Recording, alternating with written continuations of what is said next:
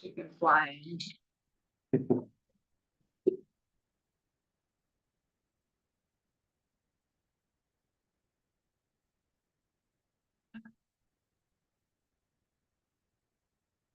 I will call this meeting to order, 5 o'clock. Are there any modifications or changes to the agenda?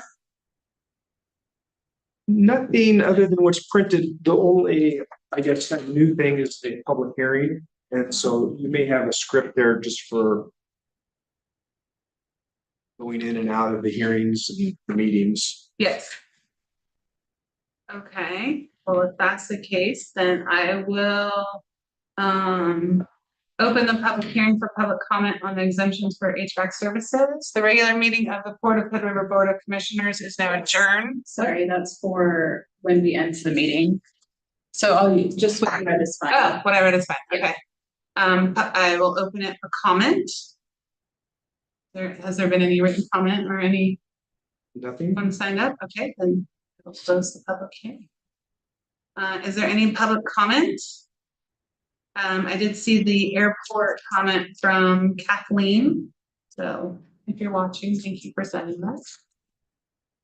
And if not, you're not, okay. No, I'm being quiet. Okay, then we'll go ahead and move on to the consent agenda. Are there any questions about the consent agenda? I have one.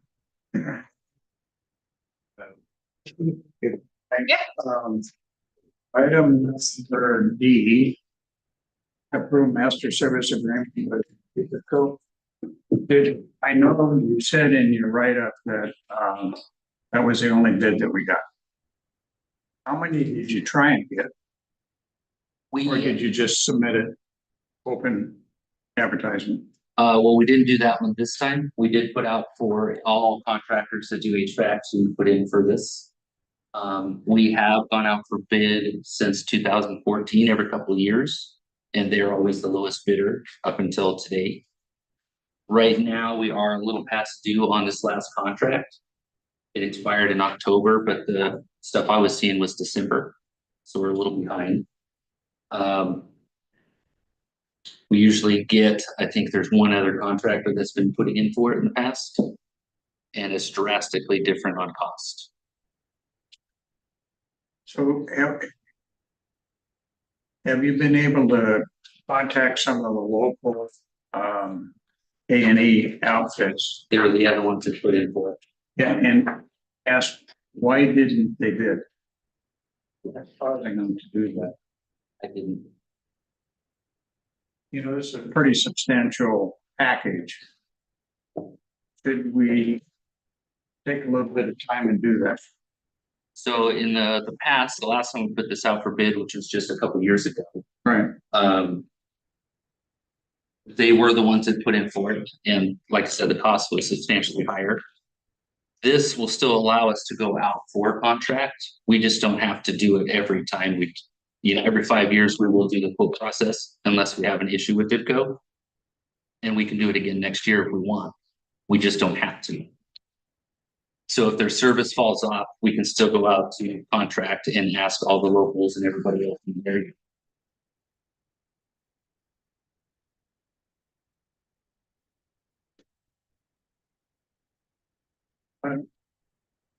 It's up to you all.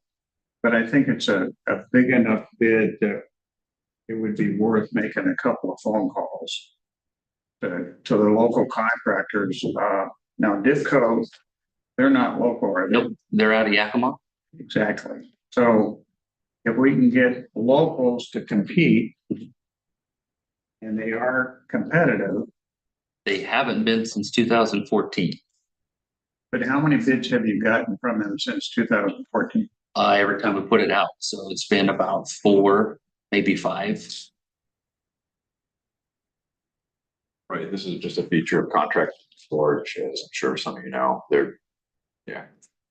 And part of the reason why I've put this together is we've had, when the local companies come out, if we've already diagnosed what the issue is, we still get a huge bill just to show up, and then they come back to fix it.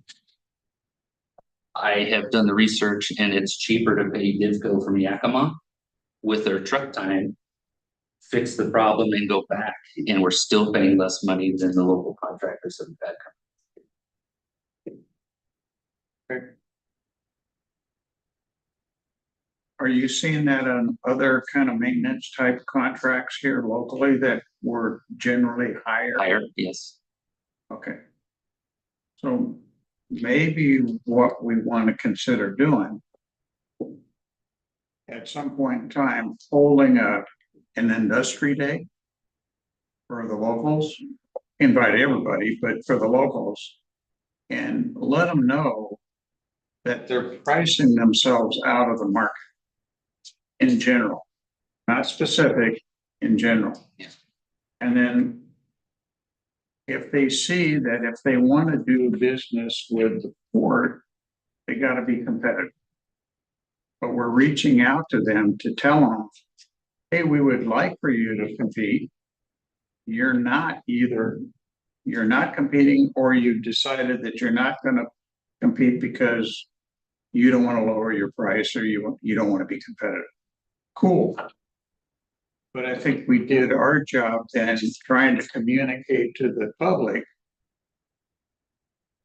We can't just pick a local guy or gal to do this, but we want to have competition, and we want to, if you're low bid, we want to award it to you. One of the other contracts that we did check, we did the same, put out for bids. And Crystal Greens out of Portland is actually beating everybody else out. Look, that's local. So I They think can that drive right from there Portland. says we need to do an industry day. Yeah. And maybe to explain to them or ask them, is there anything in our bid requirements that are causing you concern and not bid? Just a thought. It also was explained to me, just so you know, that and correct me if I'm wrong, that some of the in the weeds aspect of these people is that they have proprietary ability to work on some of the brands. So that also is a limiting factor as well, where it's not like a different type of contract where we could throw the net out and any electrician could come in and do it. This is a tiny bit more specific in that only certain I think companies there's deal with another, the brand.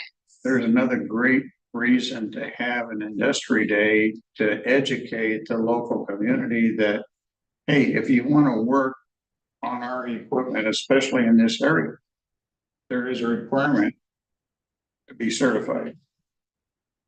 One other thing I've noticed is some of the local companies can't do commercial. Is another limiting factor. Why can't they do commercial? Licensing or training, they don't have that aspect for their company.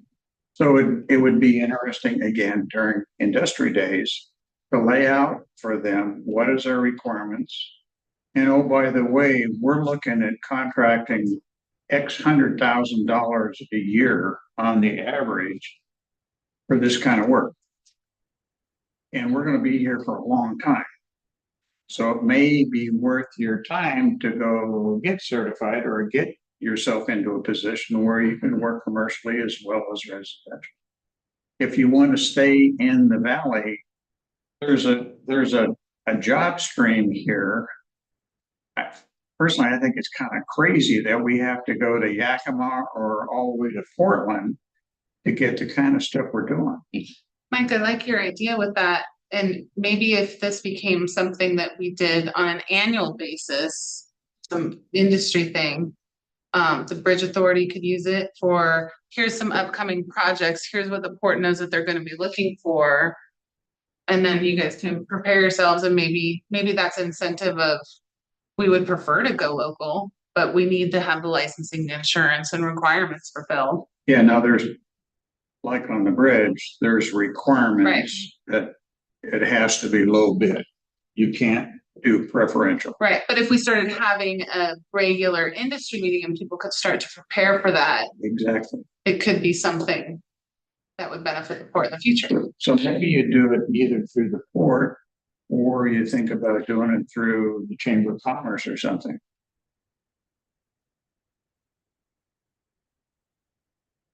Yeah, look into that. I like that. Okay, is there anything else for the consent agenda? Did that help answer your question, Yeah. Commissioner? Okay, and if not, then can I get a motion to approve the consent agenda? I so move. Can I get a second? Second. Any discussion? All in favor? Aye. All right, informational reports. Does anybody have any questions about any of those for staff, commissioners? I have one on page, I think it's page 83.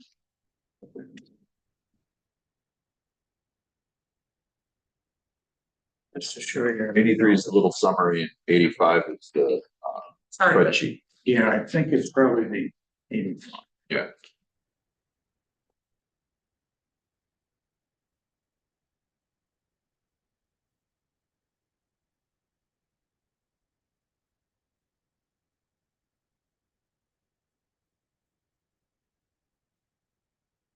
That's the matrix.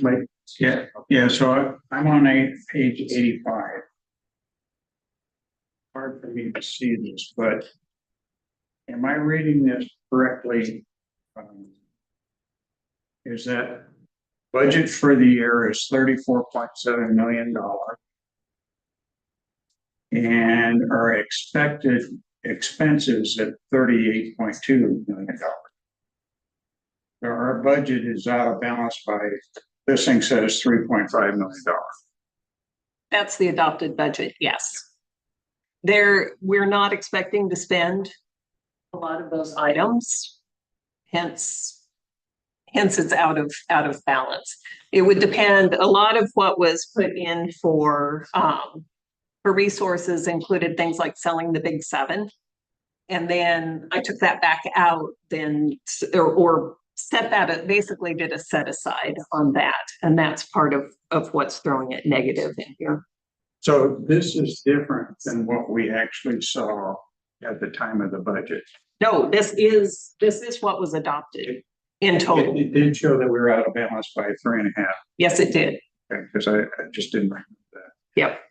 No, this is the adopted budget So for the year. So what we're doing with this is we're eating into our reserves. If we spent all this money, we would be eating into our Our reserve. plan is to spend the money this way. If it's So- no longer the plan, then we ought to change the plan. So the way that Oregon budget law works, it's not exactly a plan.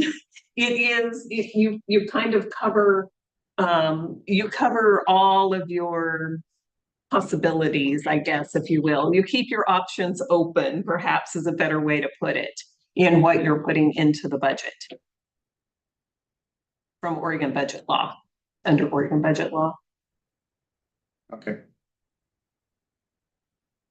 I would just think for us, periodically, we need to see what we think the current be. So if today you've changed our approach to Big Seven, and this is now different, you can keep the budget, add another column over there, which is current forecast. So we don't get surprised at the back end. Something to consider.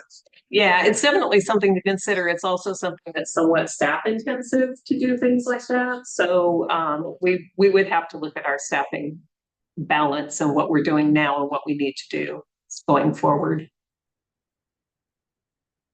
But you were saying, just having like a anticipated year-end total for each line, yeah. Yeah, what do you, But he wants and the I don't, budget. and I don't say you do it every month. That's different. Yes, exactly. Like once a quarter, once every 6 months, midterm. What's your current forecast? What do you think is growth? Yeah, we'll continue to, this is just, this was feedback that we received from, fall planning and the first round of financial reports. So Thank you for the upgraded, I like the percentages, the way they're done here. It's very informative. So on a quarterly basis, we'll provide more detail. Dive a little deeper and then. Oh, probably at spring plan, and then we'll do the 10-year forecasting.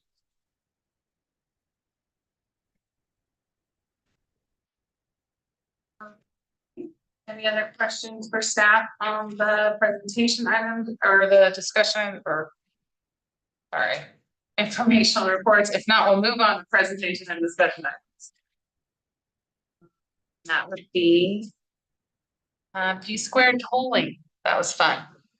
Debbie, did you want to start with that or? Well, the memo kind of sums it up. It was, you know, it was discovered, it had to do with our upgrading the internet at the toll booth is really where the foundation of this started. And neither P Square nor RadComp nor I anticipated this. And so it was discovered in November. I think the big error here was the fact that it was all dumped at one time and without sufficient notice to the customers that this was going to happen. And so it happened, and we've learned from it, and we've all agreed that it should not happen again. So in the future, what fail safes are put in if there is another hiccup? Is there a way to stop the auto billing from happening in order to just kind of exactly what you said, kind of process and figure out what's going on before it just gets? Yeah, P Square has agreed they will not just dump it on Okay. all the customers at once Okay. in the future. Yeah, I like that you added a caveat that you would like to be consulted before. That was good. Yeah. So, thank you. Yes. So Debbie, there's a lot of news out in the local community, a lot of criticism. But the one that I was really interested in is I thought we did a good job coming clean with the public. Here's what's happened. The one area that somebody's harping back at is, did we find it or did the public find it? Oh, no, well, P Square found it, definitely P Square. Now, there is an interesting element to this in that people who looked at their accounts, the people who do go in and look at their accounts, should have noticed that their accounts were low. I mean, that they were being billed lower amounts than what they normally would, but no one contacted us. We have gone back through our, you know, all of our notes, emails and notifications, and no one notified us that they thought that it was low.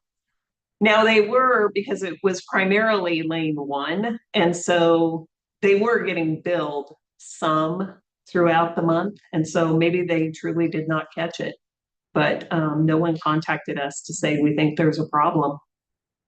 Okay, and lane 1 is the breeze by outside the toll booth or inside? Yeah, it's the one on the far, from here, on the Right. far side. It's the northbound Okay, lane. so I just wanted to check if somebody, one of them had noticed it, I think we need to give them credit. Hey, you caught it, that's good. Yeah. We appreciate it. Because we got a little bit of black eye that, hey, we're the ones who found it, they didn't. I would like to know if someone wants to contact me, that's fine, to tell me that they found it. If they found it before, it was around December 2nd, middle of the day, when P Square notified me of the issue. I'm not complaining to you, just want to make sure that as we go forward, if we see a problem, let's beat it out to the public. Oh, yeah. And P Square took this very seriously. I mean, they worked all through Friday. They were probably on it for about 72 hours. I finally got word from P Square about 1 o'clock early Saturday morning. You know, that they had found the problem and did a root cause analysis, and that's what's in the report. So, Yeah, I read it. Okay, thank you. Okay, review the port's communication plan. yes, so kind of pivoting off of what Commissioner Fox is referencing, Patty just tracks our social media, and so, you know, there was quite a bit of activity on the social media page. Some of it fair, some of it not. And so I think Patty really wanted to just get your opinion about how we use our social media. I mean, she has her own recommendations in here. But just want to make sure that the full commission understands where we're coming from, and if you have any suggestions or thoughts regarding that, this would be a good time to get it. So if you want, Patty, you could maybe summarize the issue. So currently we post about 1 or 2 times per week, and usually Gretchen is the one that puts it together for the month, and so she'll post about things that are going on, you know, around the port, the waterfront, airport, things like that. But given that we've been receiving so much negativity, I feel like it's best to just post high priority messages and just focus on that, like bridge delays, or, you know, like yesterday about the drone, you know, things that the public should know. But other things like, you know, I don't know, lighthearted posts, I feel like we should just avoid that and maybe just do that once a month and call it good. And a lot of the negativity is just really on social media. We're not actually getting complaints, like a formal complaint here at the port. So I don't really think, I really think it's just mainly on social media. So that's my recommendation, is just to reduce it. I don't think we should turn off comments. I think it's important to know what people are thinking, and, you know, if there's things that we need to change, I think that's a good way to know what they're thinking and what we can improve on. But yeah, that's my recommendation. Do we do any kind of analysis on what we're seeing in social media, like trends? I mean, we really haven't done an actual analysis, but really just anything we post, I mean, somebody's gonna say something about it, so. And a lot of it is people just feel like, there's not enough transparency coming from the board, and, you know, it's. That's what I'm seeing. So if we're thinking about a communication plan, maybe what you want to think about is what are some options to try and bring more transparency to them? We've got this. They can look it up. We've got news media and whatnot. Is there anything else we could be doing to try and capture broad sense of feelings on both sides of the river, not just the Oregon side, but the Washington side? And maybe a yearly survey of some type tailored so we can do something with it if it really shows that we need to. And Gretchen is actually helping us with that in the newsletter. She's answering a lot of questions that people have and where to get more information. Just so we are keeping an eye on what people are asking.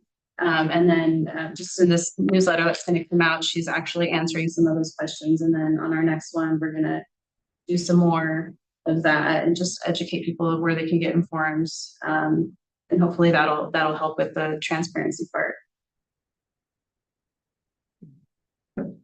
I look at this as it's a challenge because there's past reputation and a new path that the port wants to go to, and we're in this area. I know that Gretchen showed me, you know, some other ports that post on a regular basis. They're very lighthearted, and their community really enjoys it. It's very pleasant.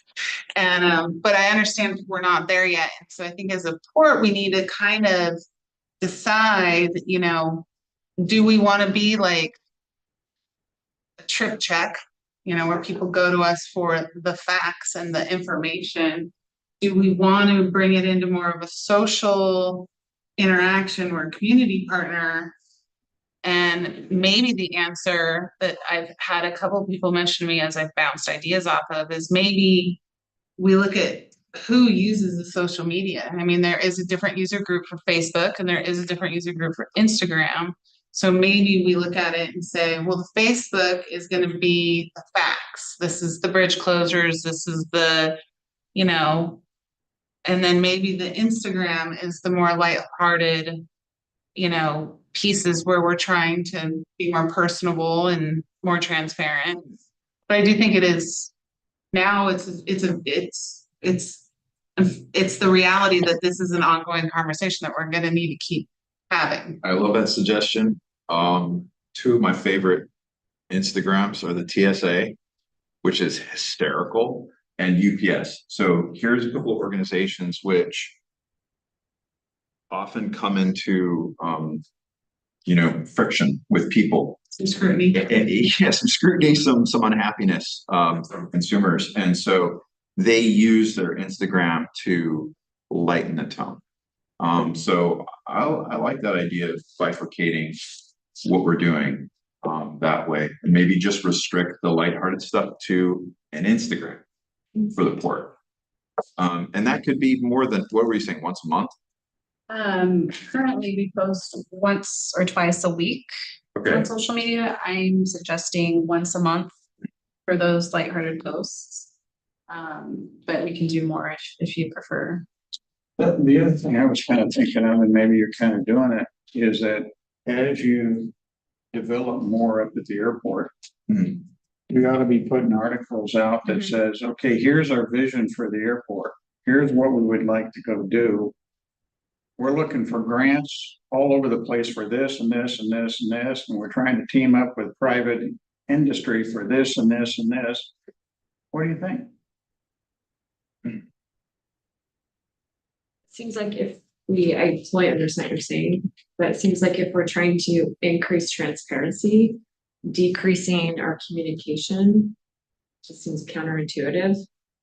I wonder if there's some way to do, you tell I'm not on social media, something where it's like, ask Gretchen anything, and something where she can respond to any question. So maybe, I don't know if there is a small percentage of people that are making negative comments can ask questions directly and get very specific answers, if that would help with the transparency and the negativity. My only thing about responding to comments is that, well, in our policy, we want to limit our responses.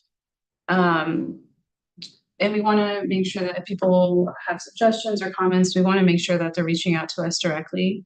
One, for record retention purposes, and just, we don't want to give misinformation on the website or on social media. So, I mean, we could do that if you want, but we would probably have to update our policy for us to engage like that.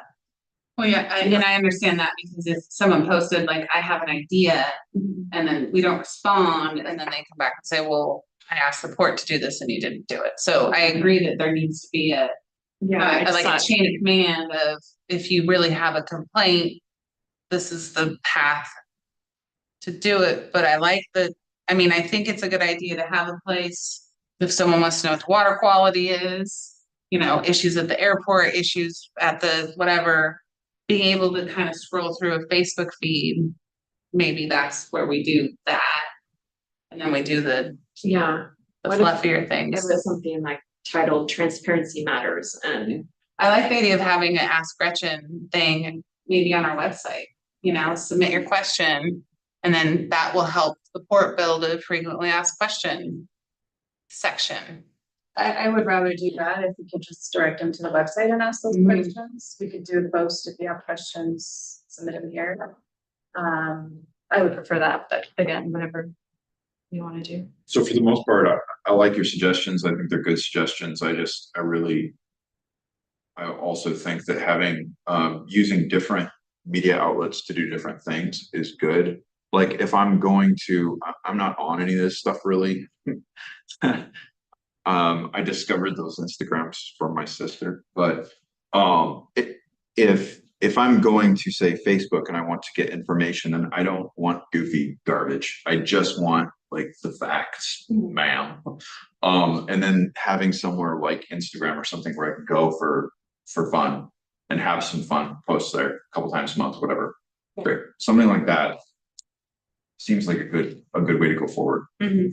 And do you think once a month for Instagram, or do you want more frequent messages on Instagram? Once or twice. I mean, I feel like you're the one doing this stuff, you and Gretchen. Use your guys' judgment. Yeah. So there's some months that like, there's a lot of really cool, fun stuff happening, and then there's some months that are very quiet where. Yeah.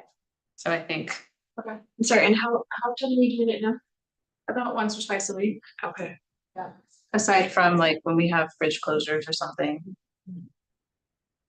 yeah, and then obviously having a way to link everything back and have the real news source always be the website. Yes, everything points back there. Yeah, and usually when it's, stuff about the bridge or important, like the drone stuff, that's always on our website. And it's also shared on social media.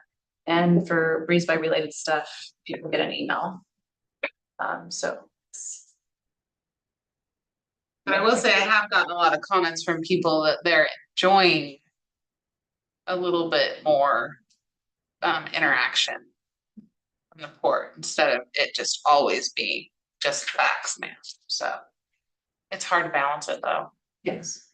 This week, I still had somebody that wanted us to reopen the bridge next year for a walk. Mm-hmm. So that if it was any fun, it's like, wait a minute, let's wait till the new bridge gets fixed first. That's just one thing at a time. And you'll have about a week before we start taking it down. There's liability there. Uh-huh. So is that helpful direction? Yes. I think between you and Gretchen, you guys, the pulse of the people. You know, one thing I would challenge you and Griff to. What kind of articles could you do to show transparency and benefit to the Washington side?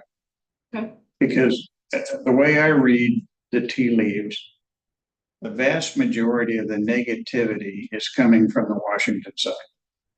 And they feel like they're paying in to cross the bridge, but they don't get any real benefit other than crossing the bridge. So it seems like we ought to target several articles ongoing that there is benefit to them to use the bridge to get over to here to do stuff. And maybe showcase some stuff that is upcoming that they would be interested in. I don't know. Gosh, sounds good. Thank you so much, Patty. Okay.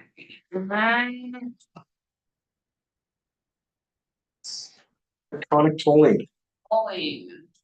More of my requests. So unrelated to any of the rest of the topic tonight. Yeah, we're having a really hard time getting staffing and keeping staff. And this has been an ongoing issue. Hence, back in May of 2023, we had requested not staffing the overnight, which has actually worked out well for us and seems to have been accepted well by the communities, both on both sides of the river. So, and when I prepared this and we sent out the packet, we only knew that Saturday was going to be a challenge because we had one of our part-time toll takers had a death in her family. And so we knew that we were going to be short-staffed on Saturday. In the meantime, we had 2 additional toll takers get sick. And so we have been doing the 11 to 7 shift, which the front office did some back of the napkin figuring out that pretty much covered the biggest traffic times, the heaviest traffic through the toll booth. And so 11 to 7 has worked out well when we had to cut down to 1 shift. And so we're looking at that going forward. What we would like to do is take on Saturday and Sunday and cut both of those days down to just 1 open shift. And we're looking at some scenarios for that at this time.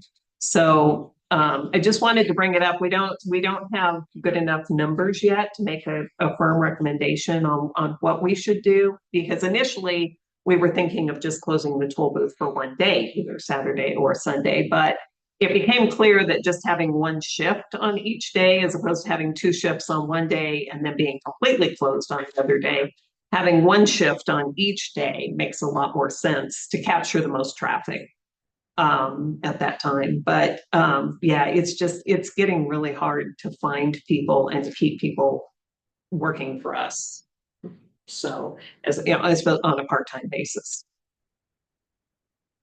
The question I would have is what would it take for us to go 100% no toll booth? We can look at that. Actually, I have to say that our front office would prefer that because it is a challenge to keep employees. So we can certainly look at that. But as an example, when you go to the airport, you can go up to a toll booth. It's got an electronic ATM type of a system. Mhm. Why couldn't we do something like that here and just not lay people off, but Not replace you're it. having problems We're not- getting them anyway. Right, exactly. Yes, we would be more than happy to look at that. I think it's important to look at all scenarios. Mhm. And I understand that one of the great benefits of this whole Takers is the ambassador of Hood River and the bridge, but as we look in the future, at some point, the new bridge is going to be all electronic. All And so I do think the phasing of it, so it's not, you know, it's not so so much of a shock that we So if start we- implementing some more times where we don't have the toll takers.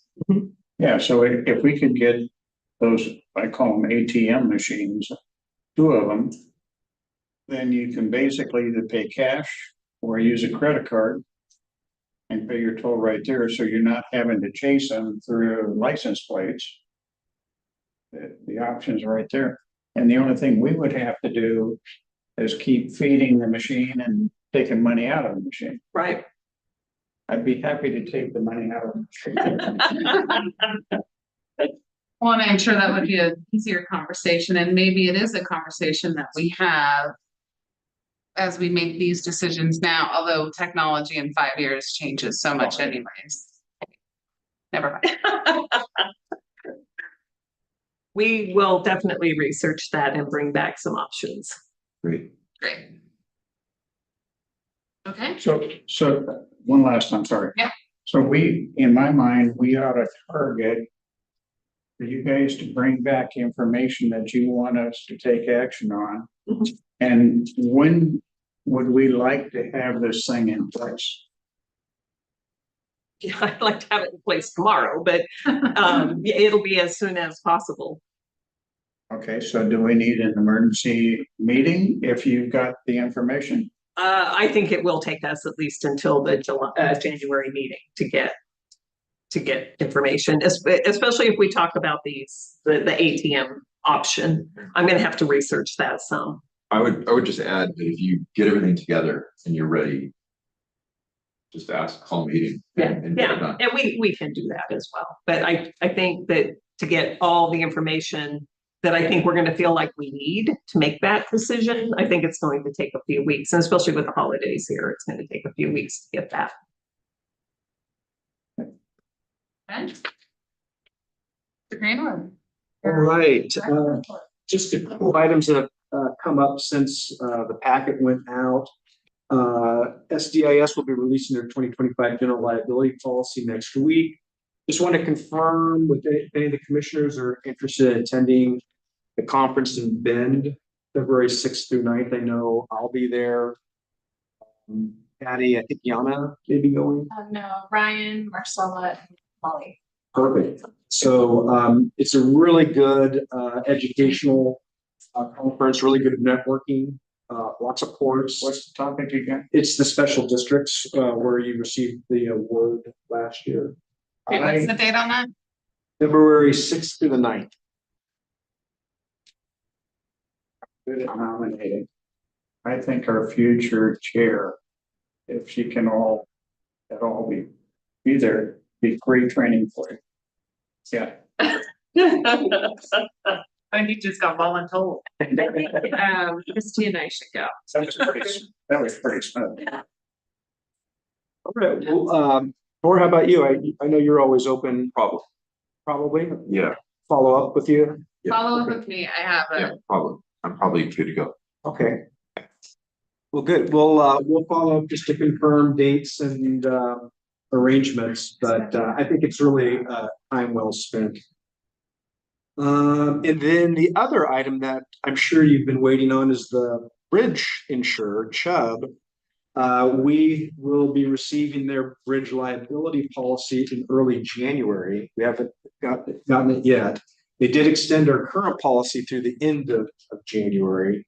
Obviously, they're dotting their I's and crossing their T's primarily due to the Maryland bridge incident. So I'm gonna volunteer. Yeah.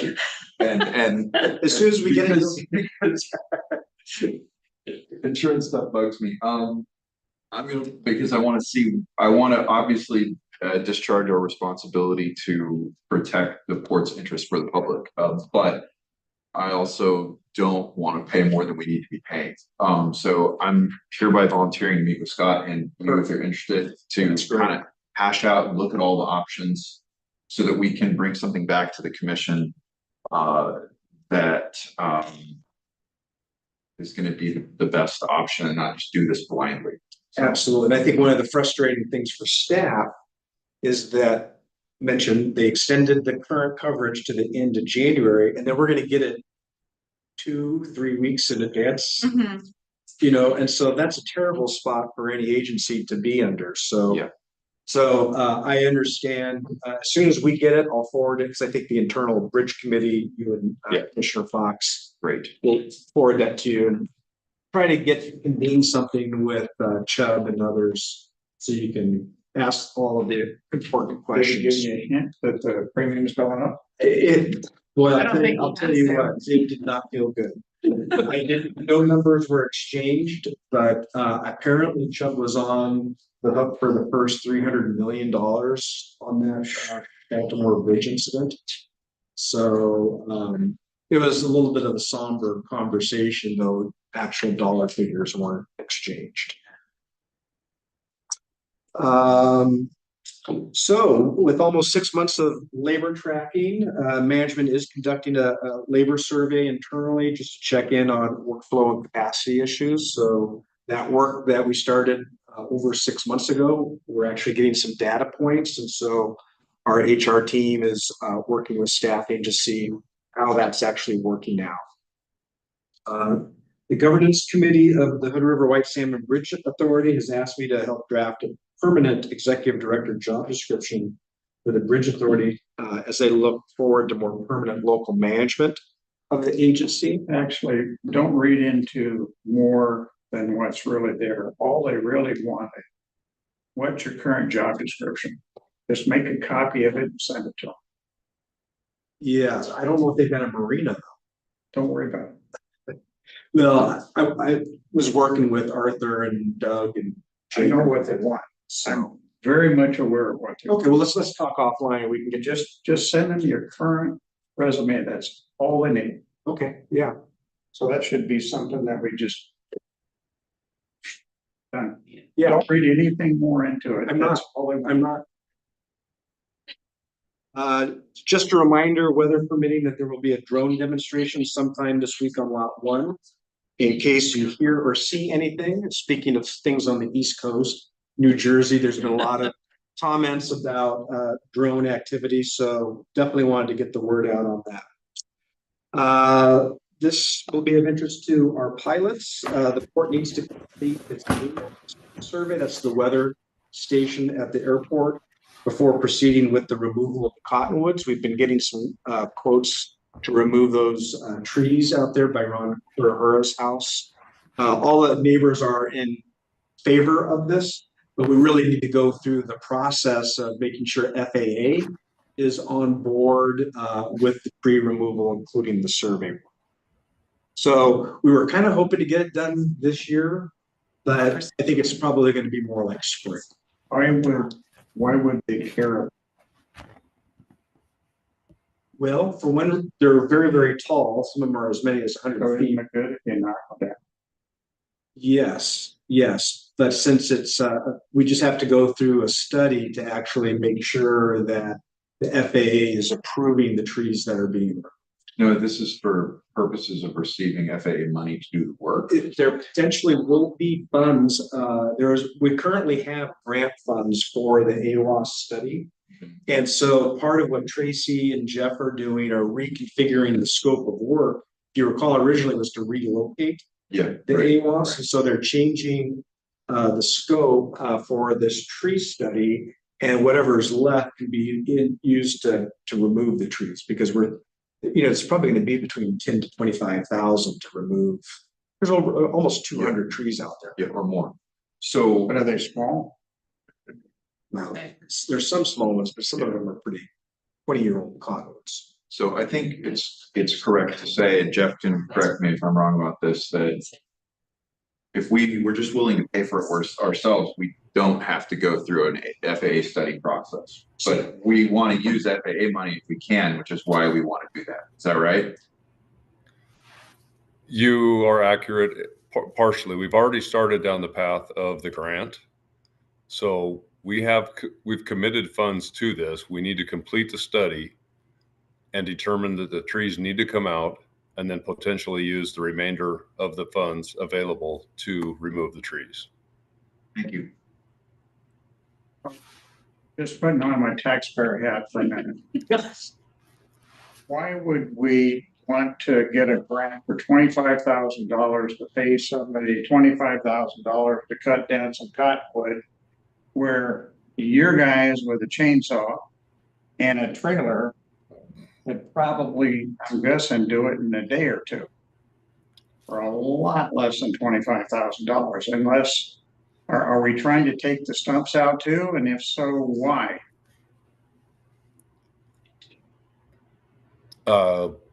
Remember that $25,000 is your money. It's my taxpayer money. How are we doing this? I think some of the cleanup might be difficult because it's over in that wetland area. Yeah, Might be part of the cost is, it's hard to get to. Yeah, there's a couple of things going on here. One, there's a creek that goes through this area, and so it's very, very steep and messy down in there. And so you want to make sure that the abutting mitigation site isn't ruined. If you recall, we've been investing years and funds to develop a mitigation site, which is right next to this forest, if you will. We don't want anything over there to be damaged. And the other thing too that Jeff just reiterated is that we're in the middle of about a $60,000 FAA grant to study the AWAS. Because it was already being studied to move it. And that was when they realized that it was going to be very, very expensive, much more than 6 figures, to relocate the AWAS to another location on port property. So once this was determined, there was this pivot with FAA. Jeff and Tor was involved in some of the conversations to let's approach the neighbors about cutting their trees down and seeing if that will help with some of the weather access to the station. And so we were all ready to do exactly what you're saying, cut the trees down. But then FAA was like, well, wait a minute, you're in the middle of a study to deal with the AWAS, complete your work before doing that. So, okay, so then stop and don't go for a grant for $25,000. no, we're not. There's no grant. We're currently in the middle of a $60,000 grant that's already been, we've already spent about 2/3 of that, give or take. Okay, but it has nothing to do with taking down the poplar. It does. It does. Okay, never mind. Can I inject? They realized that it was too expensive halfway through the study to move the AWAS to another location, and said, instead, why don't you do a study on the trees? And if the study works out, then you can remove the trees at that. Jump in if you want, Jeff. Yeah, and Kevin just nailed it. That is exactly it. If the study needs to determine if the trees will resolve our problem, then that is the next course. The grant is already in place. If we can use funds to remove the grant funds to remove the trees in our existing grant and potentially get an avigation easement, which allows us to keep the trees down in the years to come, because the cottonwoods are going to come back, and this is going to be an ongoing problem unless we have an avigation easement, which allows us to continually go back in and take them down using federal dollars. Is that clear as mud?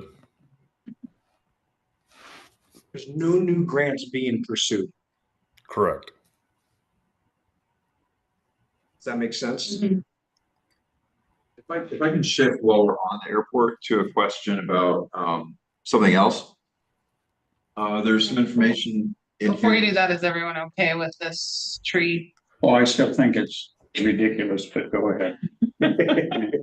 It's $25,000 of my money.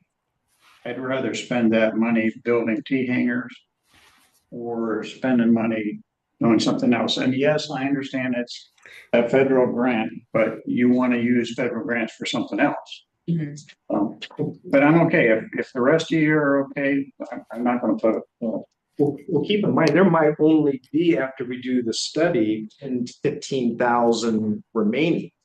So we received two, maybe, I think we're waiting for a third quote. So we've received one quote from an arborist for 10,000. We've received just under 25 from a second arborist, and we're awaiting a third quote. So even if we don't proceed and use any of the FAA money, we'd still be on the hook for paying the arborist. Are you sure we need to use an arbitrage? And you don't have to answer it. I think we're fast coming into an environment that just because we did it this way for the last 20 years is the way we need to do it for the next 20 years. We reached out to people that are trained in cutting down trees of this size. Can we also make sure that, are there any county stipulations that we need to be aware of? That we need to go through the county for any of this, or? Potentially, yeah. Okay. I know trees are a big deal. Yes, they are. So nothing for you to vote on. Anything more on that, Jeff? No, I believe that covers it. So unless there's anything else, I just want to wish everybody a happy holiday. This is our last meeting of the year, and work's going to be closed for Christmas and New Year's. And I'm going to be taking 2 weeks off during that period. It's a staycation, not going anywhere fancy or fun, so I'll still be available, but hours will be pretty irregular. So thank you, the commission and staff and our volunteers. We got a lot done this year, and I think there's a lot to be thankful for. And Christy, thank you for the candles. Are you saying this because you're gonna like leave the room or I something? know, it sounds like he's gonna run out. Mic drop. I've got more questions later. Yeah. He's still asking questions. Yes. We're waiting So patiently. I want to jump in to this question about this condensation issue in the C blocks. Yes. Is this closed cell insulating foam that you're looking Yes, at? it is. Yes. So the problem that those hangers have is they have all that condensation, they get really swampy. Is spraying closed cell insulation foam on the ceiling, is that like, were some other solutions looked at, maybe like increasing airflow that might solve the problem more affordably? I don't know how to necessarily look at that. I've talked to different hanger manufacturers who have spoken to it. I mean, if you didn't put the original vapor barrier between the two layers of metal, between the purlins and the roofing originally, you're either taking all the screws out and putting that in after the fact, or you're doing something like this. The airflow is a possible. It would literally just take a study. I mean, we could certainly try it on a hanger. a horribly expensive option to do the foam. Yeah, They did put the two different options on there for the 1 inch. The manufacturer, of course, wants to sell 2 inches. The contractor I spoke with said that he has done it in a number of places for exactly this and was able to put 1 inch in and be very successful. okay, But so there's, I guess, I want to say evidence out there of this being done and solving this exact problem. Very much so. Yes. Okay. Yes. And he's got references he said he could share with me if I need to contact somebody. I mean, and I don't have the technical knowledge about dealing with this particular issue. I was just thinking maybe putting in something like the equivalent of windows on the sides with a screen or something to get airflow moving through might solve the problem, but I don't know. That might be a lot cheaper. Yeah. I mean, we could put fans on timers, or we could put, I mean, almost anything.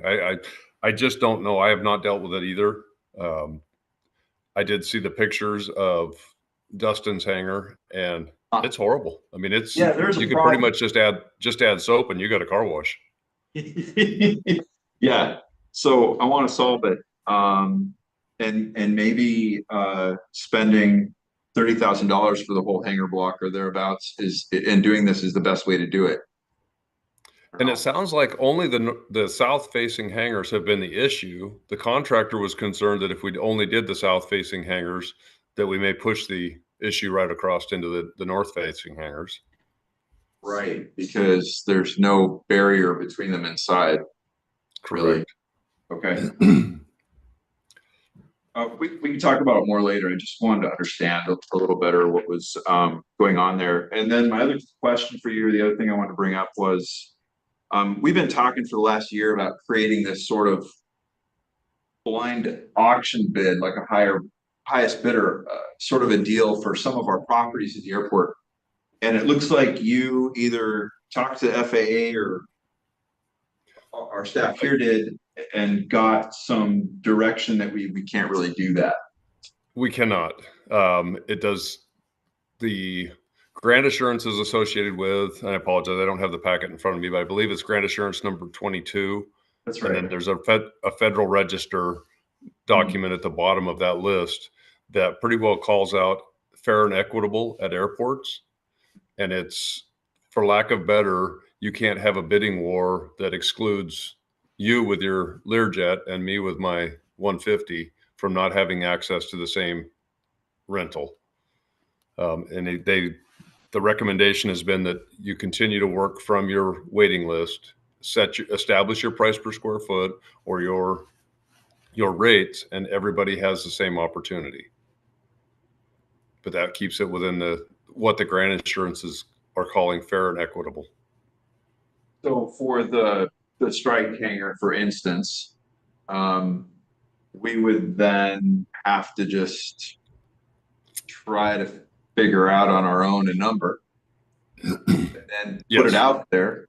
And then what if we have multiple parties that say, oh yeah, I want the space? I've struggled with that one as well. I think we need to establish our lease rate. So the yellow hangar that we have is, I believe, don't quote me on the numbers, I believe it's about 70 cents a square foot. The heli hangar should be something similar. It's an insulated power door, has a bathroom, all the same amenities. It should be at the same similar price per square foot. The strike hangar has a bathroom. I don't believe it's operational. It has no insulation, no heat. It's a different level and should probably be at a lesser rate. And we just need to establish what that rate is, what the CPI is going to be, so that we are continuing to move forward in our revenue and keeping up with the market. But I think the question that he asked was, you've got a waiting list for hangars. For T hangars, not for commercial hangars. Okay. So if you got two people that wanted to rent the space and they're both going after the same space and the same cost, how do you pick which one to take? If we've done our due diligence, or if we've done our process correctly, they won't be going after the same spot because they'll have a place in a waiting list where somebody's been waiting 10 years to be on that, have an opportunity at a hangar. We're Yeah, talking somebody about but with respect to commercial space. Okay. I mean, with the T hangers, that's absolutely right. But with respect to commercial space, that's more what I'm thinking. Because that's what constituents are coming to me with complaints about. People I can want, I can definitely revisit that exact statement with the compliance office. I understand exactly what you're saying. Do people we just have want to that? people want to have a fair shot at larger hangars because they're limited in supply. Yes. So this is almost like when you have a new dock.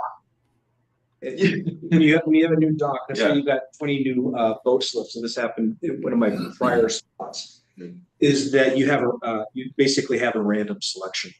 Yeah. You have everybody sign up, and then you randomly select the new order. Okay, so maybe that's it. If we establish, say for the strike hanger, if we establish a price for it and we advertise it, we get 3 parties that say, hey, we're willing to pay it. We put their names in a hat. Oh, I don't know, or maybe we look at it from the perspective of what's going to be best for the airport. I don't know. I don't know what's okay to do here. Maybe we're so far under on our rents that we probably need to consider having a commercial appraisal done and determine what the market will bear. Just let the I know record we show. haven't done that. Tom's here. Tom Bocci from Kidder Matthews is here. So, Tom, what are you hearing on the airport world on land? You know, you can take it to whatever extent you want it. You know, do you take it all the way up and say, hey, raise the price so high that will, knock people out, and then go backwards from there? Or do you take it and do exactly what you said, is put everybody's hat in a ring, or in a hat, and draw and see who gets that particular space? In regards to airport hangars, I know you have the T hangars, but this larger strike hangar that's for holding, I'm guessing, larger planes. And how many can you get? Or multiple smaller planes. Smaller planes, just backing. My goal is to just maximize what the port gets for it. Right. And with a kind of a highest bidder concept, that would happen, but it seems like we can't do that. So we need to come up with the next best method of getting the most bang for our space. I would get on that. Do a lot. Tor, I would like to, I will revisit that conversation in regards to the commercial space and make sure that the compliance office understood what I was asking. And I'll get some clarification. It's not for T hangers. Yeah. Great. And Jeff, maybe just ask them as well if they've heard of the random selection process. Is that something that they condone? I'll ask that as well.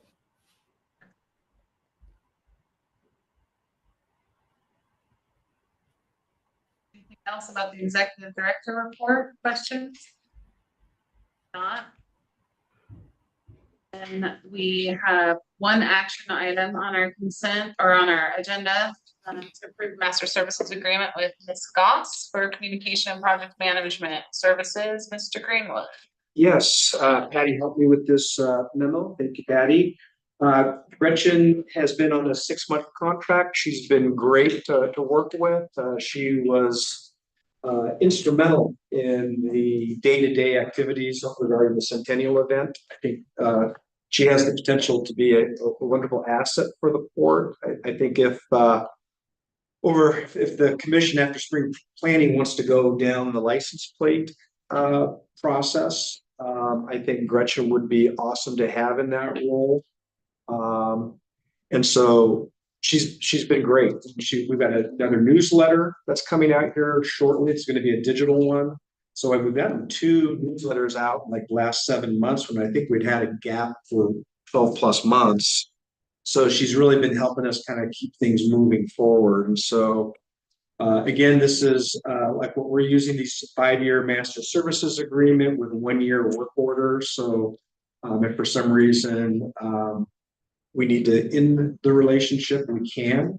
But I think that she's shown that she's been very valuable for us over the last 6 months. What was, if I can ask, what was the compensation for the 6-month contract? I think it was under 25. So it's in line. Exactly. Okay. So staff is recommending approval.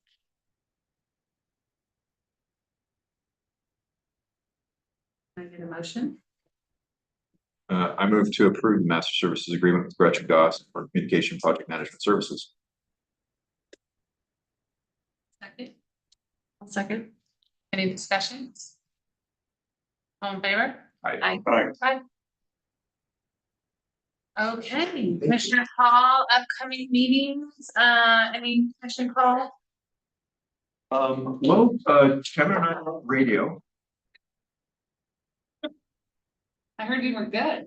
We had fun. Yeah, we had fun. We pushed our time a little bit. Yeah, and I hope we created some like that transparency and awareness with the public about what we're doing, and kind of I tried to get in some digs at the end about the fact that it's not like we get a huge share of property taxes. You know, we as the port, we have to be nimble financially and come up with clever ways to make money, which we can then leverage to the public benefit. Because I think a lot of people in the county still don't really get that. And understanding that way in which as a port district, we're a little bit different. I think that's really good. I think that helps. When I explain that to people in person, they're like, oh, you know, the light bulb goes on in their head. So it was good. We had a good discussion. So I think now all 5 commissioners have been on the radio. I'm just wondering, does it make sense, you know, for Kevin, for you and a commissioner, and make it rotated to go to periodic meetings like Chamber of Commerce, or even better, White Salmon over on the other side, and attend their meetings, give a quick status of what we're doing at the port and what we're doing to support their interest. Sure. Yeah, absolutely. Yeah. And I think if you did it, that you take the commissioner with you and rotate it around, You're volunteering people really good. I think they would have more of a target base than just you. You need some company over on the White Salmon side, don't you? Are you feeling lonely over Spend there? a lot of time over there. Yeah, it's awful lonely over there. I think it's a great idea. I try to do that. I did it a little bit more when I first started, but yeah, absolutely. In the new year, that's a wonderful idea.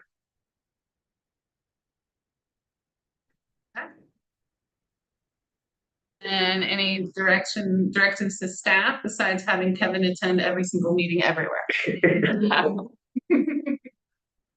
And if not, then, We have the script there for today. yes.